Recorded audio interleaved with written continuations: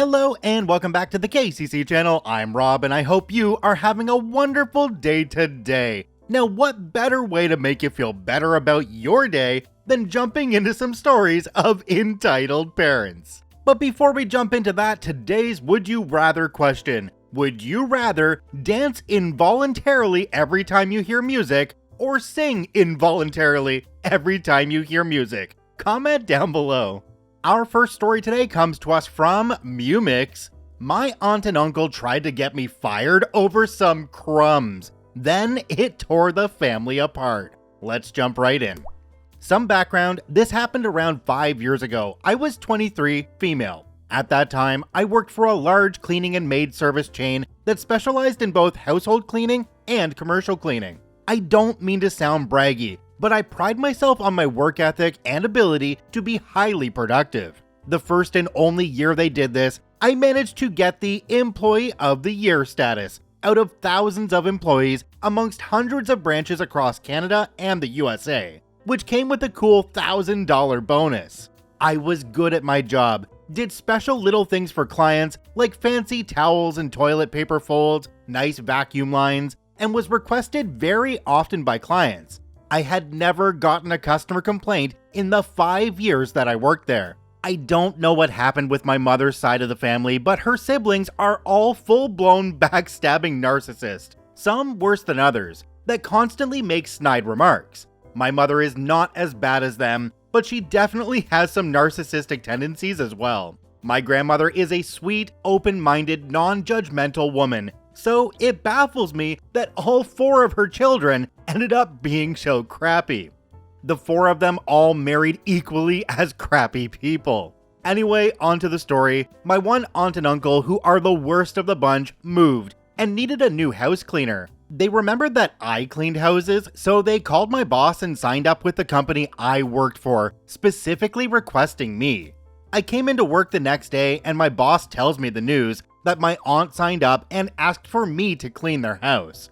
Knowing how she and her husband are, I was very apprehensive and asked my boss if that was a good idea, as it would be a conflict of interest. Basically, I tried to say, F no, I ain't cleaning that bee's house, in the most professional way possible.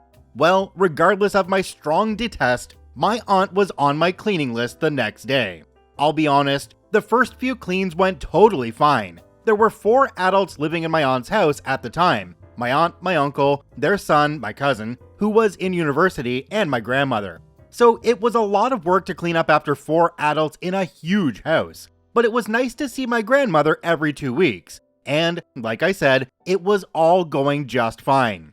My grandmother and cousin were always home while I cleaned, and my aunt and uncle were usually at work. My gran was always so appreciative, saying how good of a job I do, and that she could see why I was deemed Employee of the Year. My mom was proud and told her about it.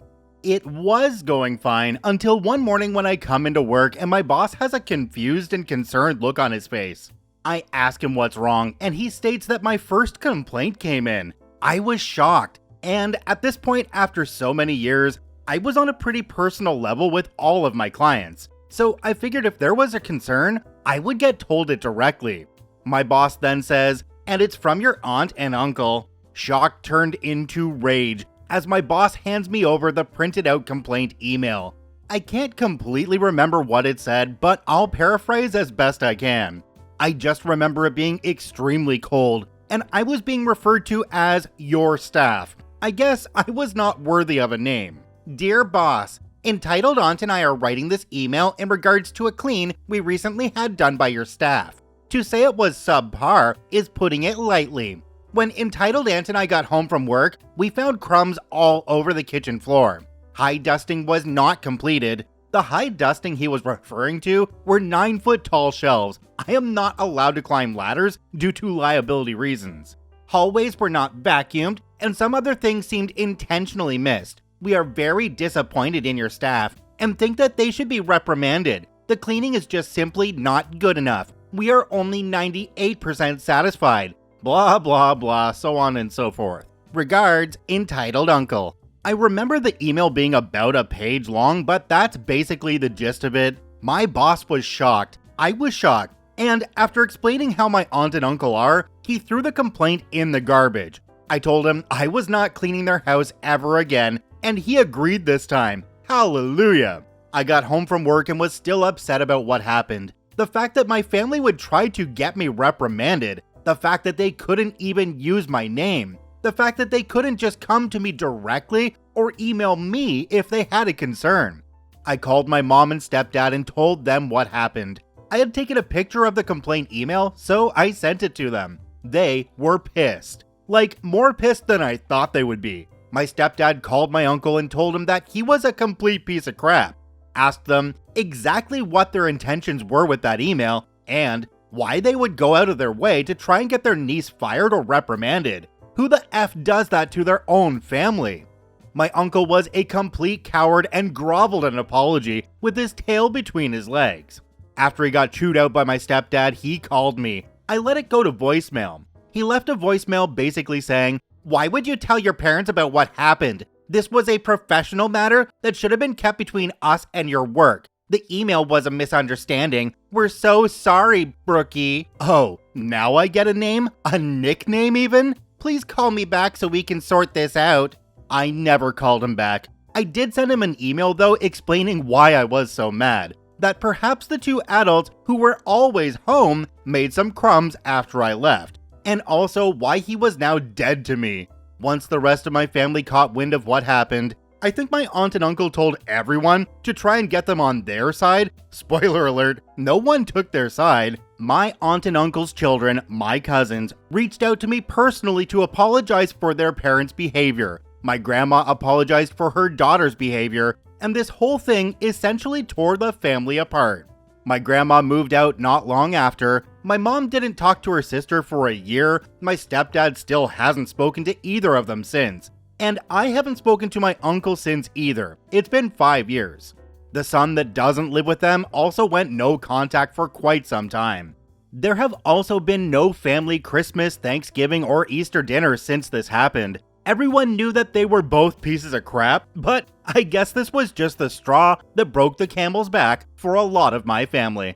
Wow, OP, it sounds like your POS aunt and uncle got what they deserved. Especially your uncle who tried to chew you out after getting his own butt chewed out by your family. These are the kinds of people that you absolutely need to go no contact with. They are clearly miserable people who can't manage to feel anything good about themselves unless it's by tearing other people down. Stay away. Do me a quick favor and take a look down below the video. If that subscribe button's still red, it means you're actually not subscribed to the KCC channel. Please hit that subscribe button for more daily Reddit stories.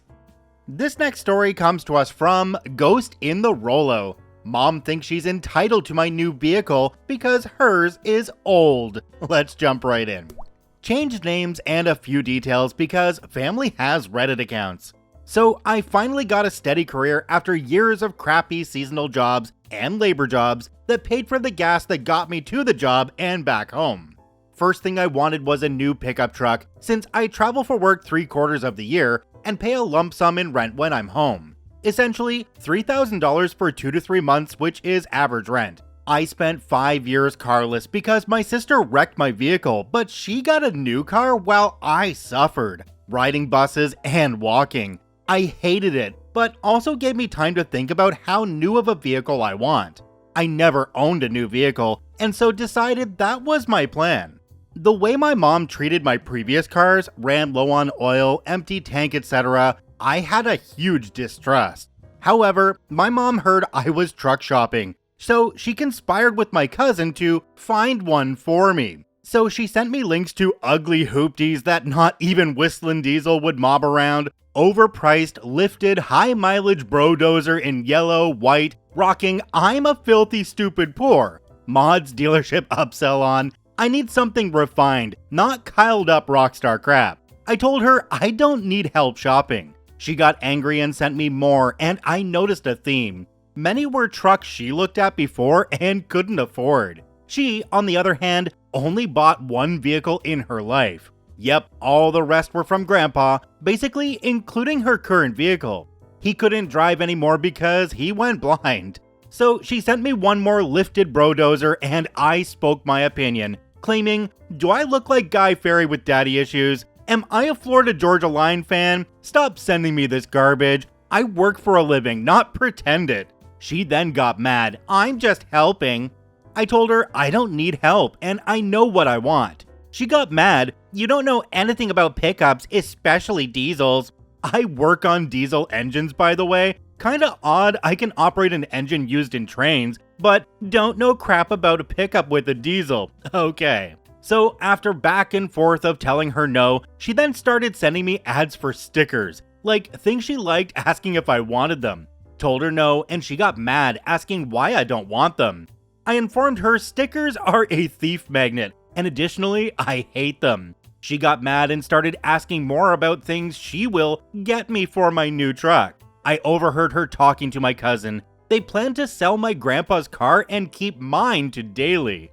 I don't trust either of them or leaving it at home, so I bought a self-storage for it. She asked for a copy of the key since I will be gone soon. I laughed and said, like hell, you got your own vehicle. She got mad saying, it'll sit for half the year and that's bad for it. Told her it isn't going to happen and left it in storage. She and my cousin ranted at me how I, the guy who works on engines and frequently did tune-ups and oil changes on her cars, doesn't know crap, while they, one who nearly burned my engine up and the other who ran straight water and blew up her water pump, knows more. Last time it was brought up, Mom's boyfriend needed a spare vehicle to drive. He lives on a farm. I explained if I wanted cow crap and dents, I'd buy an 80s farm truck. Told her he's a big boy, so he can afford one of his own. Boundaries, people, boundaries. As soon as you overheard that they were planning on dailying your vehicle, I would have been like, yeah, I don't really need you anymore, so let's just cut contact right here. Yeah, I understand that parents raise the kids and they do a lot for the kids in that process, but they're not entitled to anything that those kids buy with their own money. It just doesn't work that way. Before we start this next story, just a quick warning that this one mentions miscarriages a bunch of times. So if that's something that might be sensitive for you, you can click now on the box in the top right that'll take you to a different video that doesn't mention that.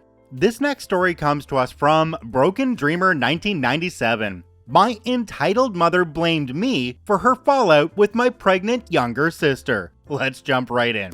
So in case no one has read any of my posts about my mother, she is a Karen above all Karens, and we've always had a bit of a rocky relationship. Thanks to her, I actually lost contact with all 5 of my younger sisters a few years ago. Another post for another day. So you can imagine how shocked I was when one of them, who was about 2 years younger than me, got in contact with me on Facebook.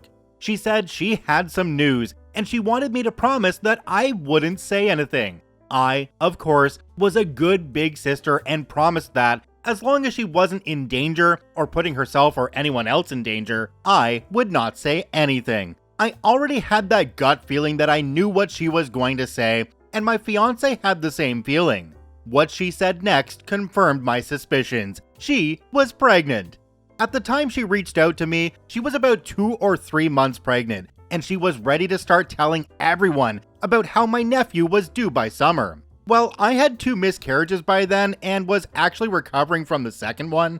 I was really happy for her, as she was told that her body was deformed and would make it impossible for her to have kids. I, on the other hand, just have issues with my cycle and a high probability of infertility. For me, not only did it mean I was getting a nephew, but it actually helped fill me with hope as I realized that if she could do it, I could too, and that there was no use in being depressed for much longer. We kept in contact throughout her pregnancy, and my fiance was proud that I was finally getting over our most recent miscarriage.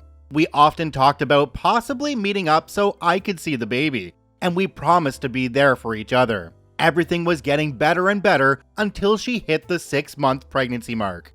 I got a message in Facebook from my older sister, whom I hadn't talked to since my first miscarriage due to what happened when she told my mom, asking me if I knew my younger sister was pregnant.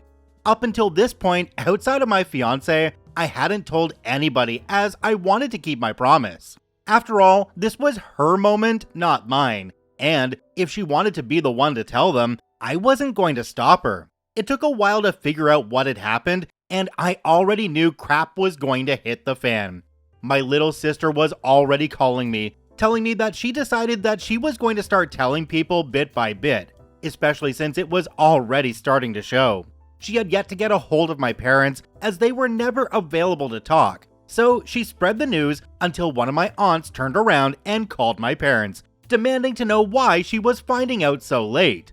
By that time, my parents were already calling me because my older sister told them that I had known for a while, and I ended up turning off my phone for a few days until the heat died down. Of course, my fiance got in contact with my younger sister and told her to message me through his account if she needed to get a hold of me.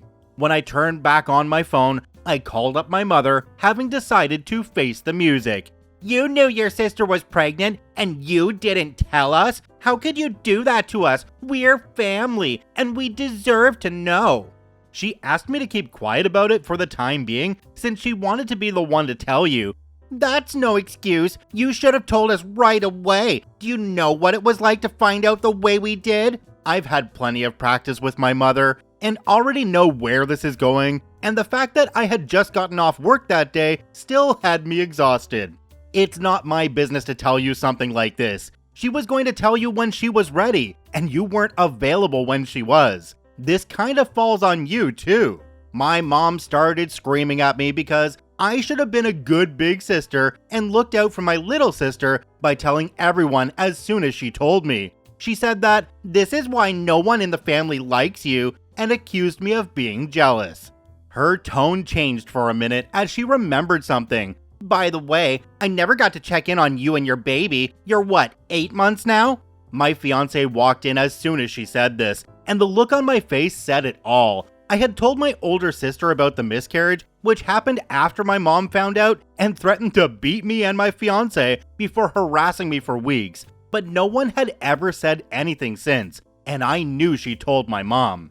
The fact that she brought this up brought me to tears, and my fiance took my phone and started screaming at my mom, telling her to never call me again, and how dare she say that. After yelling at her, he hung up the phone and sat down with me to calm me down. I guess my mom told my dad what happened because my dad started calling me, and my fiance answered, telling them not to bother me again. My dad told him that my parents were going to be moving out of the state, and due to everything that happened over the last few years, my dad wanted us to meet him, my mom, and my other sisters for dinner so we could all make amends. I didn't want to, especially after the way my mom attacked me by bringing up the miscarriage, but my fiance convinced me to go because of my younger sisters. Let's just say my fiance admitted that we should have gone with my gut. My mother kept bringing up my little sister and my miscarriage, and my dad kept getting mad anytime my fiance told her to cut it out.